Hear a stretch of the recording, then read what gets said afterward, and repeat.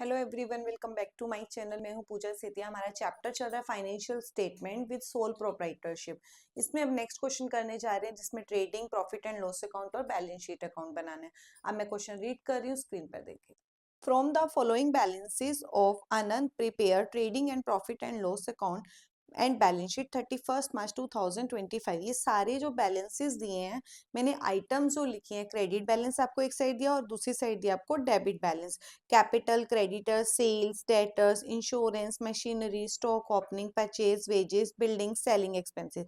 और नीचे आपको दिया value of goods on hand 31 March को जो वैल्यू ऑफ स्टॉक होती है उसे क्या बोलते हैं? हम क्लोजिंग स्टॉक बोलते हैं, 1,43,000। अब देखो, सबसे पहले ना हम आइटम फिल लिख लेंगे, उसका अमाउंट मैं बाद में फिल करूँ। मेन होता है कि आपको आइटम का पता होना चाहिए कि कौन सी आइटम कहाँ जाती है।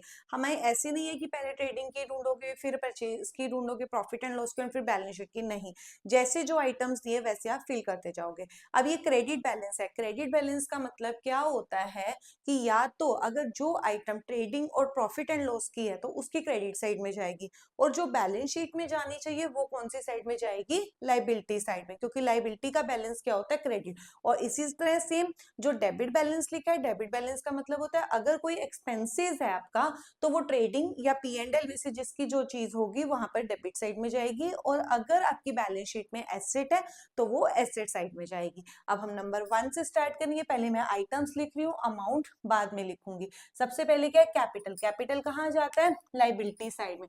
कैपिटल का एक रूल होता है तो हम उसको पूरा ही लिख लेंगे। कैपिटल, जो भी कैपिटल होगी इसके अंदर अगर आपकी ड्रॉइंग्स है तो उसे आप क्या कर देते हो? माइनस कर देते हो। और अगर आपका प्रॉफिट एंड लॉस में से नेट प्रॉफिट आता है तो उसे हम क्या कर देते हैं?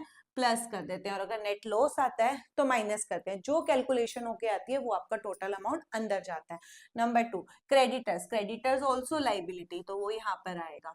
पहले मैं आइटम्स लिख रही हूँ ताकि आपको पता लग जाए कहाँ जाएगा। सेल्स। सेल्स क्या होता है? ट्रेडिंग अकाउंट में जाता है, इस साइड जाता है, बाय सेल। अगर इसकी रिटर्न है, अगर है तो कर दोगे माइनस, अगर नहीं है तो उसको जीरो लिख देंगे हम। नेक्स्ट है bad debts recovered. Bad debts recovered का मतलब होता है कि आपने किसी चीज को, डेटर्स का कुछ पार्ट जो आपका डूब चुका था वो आपका अनएक्सपेक्टली आपको मिल गया तो वो इनकम हो जाती है। ट्रेडिंग अकाउंट का एक मैंने पहले भी हमेशा बताया कि ऐसे आप एक सर्कल राउंड लगा लो कि आपको क्या होगा कि एक पता लग जाएगा कि इस टोटल बैलेंसिंग से पहले आपके ट्रेडिंग के आइटम्स है और इस मार्क के बाद आपकी प्रॉफिट एंड लॉस की आइटम्स है। बैड डेट्स रिकवर्ड इस साइड आता है, बाय बैड डेट्स रिकवर्ड इस साइड आएगा। नेक्स्ट है लोन। अब लोन कौन से बैलेंस के अंदर है? क्रेडिट बैलेंस के अंदर। क्रेडिट बैलेंस का मतलब होता है कि लाइबिलिटी में जाएगा। अगर डेबिट बैलेंस के अंदर होता तो एसेट साइड में जाता। तो लोन किस साइड जाएगा? इस साइड जाएगा, लोन। नेक्स्ट है डेबिट बैलेंस आ जाओ डेटर्स। तो डेटर्स कहाँ जाएंगे? एसेट साइड में जाएंगे, तो यहाँ लिख देते हैं डेटर्स। नेक्स्ट है आपका सैलरी। डेबिट है तो डेबिट में जाएगी, P&L में जाती है, तो आप यहाँ लिख देंगे टू सैलरी। मैं इसलिए लिख रही हूँ क्योंकि अगर मैं अमाउंट भी लिखूंगी तो वो डबल टाइमिंग लगेगा। पहले हम ये लिख लेते हैं डिस्काउंट। डिस्काउंट का अगर डेबिट बैलेंस के अंदर है तो डेबिट में ही जाएगी, क्रेडिट के अंदर है तो क्रेडिट में जाएगी।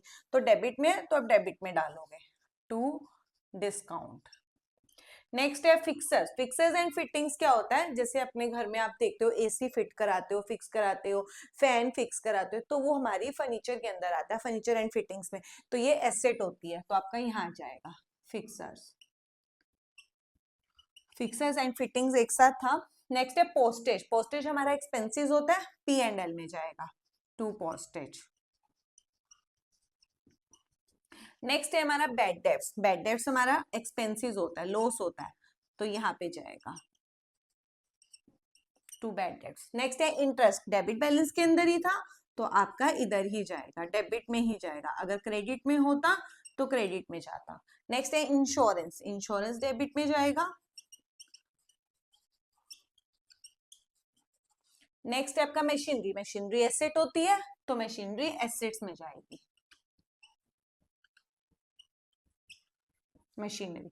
नेक्स्ट है स्टॉक। स्टॉक ये कौन सा था? ओपनिंग था, तो ट्रेडिंग अकाउंट में सबसे ऊपर जाता है, टू ओपनिंग स्टॉक। नेक्स्ट है आपका परचेज, परचेज इसी साइड जाता है, जस्ट इसी के नीचे। अगर इसकी रिटर्न है तो इसमें से माइनस कर दोगे, अभी इस क्वेश्चन में नहीं थी तो डायरेक्ट इधर आ जाएगा।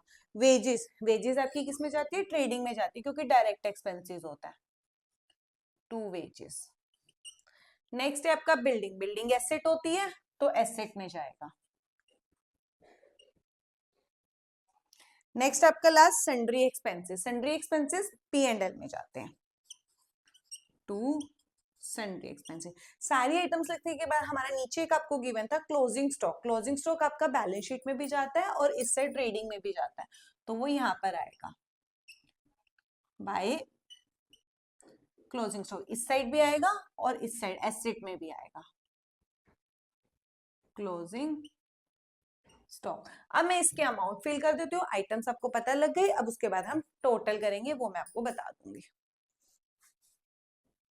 अब देखो हमने सबके अमाउंट लिख लिए, उसके बाद आपको क्या करना होता है, जैसे ट्रेडिंग अकाउंट हमारा बन गया, मैंने ये मार्क लगाया था, आपको इस साइड का पहले टोटल करना है और इस साइड का भी टोटल करके रफली में चेक करना है। मैंने करके देखा, मैंने देखा तो इन दोनों का टोटल जो है वो इस साइड से क्या है, ज्यादा है, तो इस साइड का जो टोटल आ रहा है वो आपका आ रहा है, इन दोनों को अगर मैं प्लस करती हूँ 924820, इसमें से ये तीनों अगर आप माइनस करोगे तो आपका क्या आ रहा है इस साइड, टू ग्रॉस प्रॉफिट। क्या आएगा, टू ग्रॉस प्रॉफिट। ये कहां पे ट्रांसफर हो जाता है, प्रॉफिट एंड लॉस अकाउंट में। अब इसमें से आप इस सबको माइनस किया, वो हमारा आ रहा है 161450 और दोनों साइड्स का टोटल सेम लिख दोगे। अब ये इस साइड आया तो वो इस साइड क्या हो जाएगा, शिफ्ट हो जाएगा, 161450।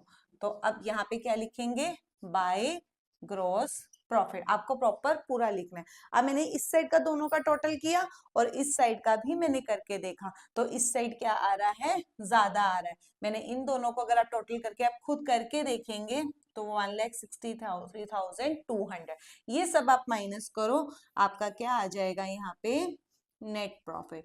डेबिट साइड जब बैलेंस कम पड़ता है तो हमेशा प्रॉफिट बचता है, और अगर क्रेडिट साइड बैलेंस कम बनता है तो लॉस आता है। ये सब इसमें से माइनस कर दो तो आपका प्रॉफिट आ रहा है 88,730, दोनों साइड्स का टोटल इक्वल लिख दो। अब ये जो नेट प्रॉफिट है, हमने सीक्वेंस लिखी थी, ये नेट प्रॉफिट कैपिटल में जाके क्या हो जाता है, प्लस हो जाता है। कितना नेट प्रॉफिट आया, 88,730। ड्राइंग जीरो है तो उसको ऐसे ही छोड़ दो, इन दोनों को प्लस कर दो और यहाँ पे लिख दो 0,3,7,8, 8 + 6 14, कैरी बचा 1, 1 + 4 5, 5,48,730। अब इन दोनों साइड्स का टोटल आप करोगे, मैंने करके देखा है, दोनों साइड्स का टोटल सेम आना चाहिए, अगर सेम नहीं आता तो इसमें कुछ ना कुछ आपकी मिस्टेक रह गई है। तो मैंने करके देखा तो कितना आ रहा है, 7,81,200। आप भी अपना रफली में करके देखोगे, अगर नहीं आता है तो आप मुझे बताओगे कि कोई आइटम आपकी छूट तो नहीं गई।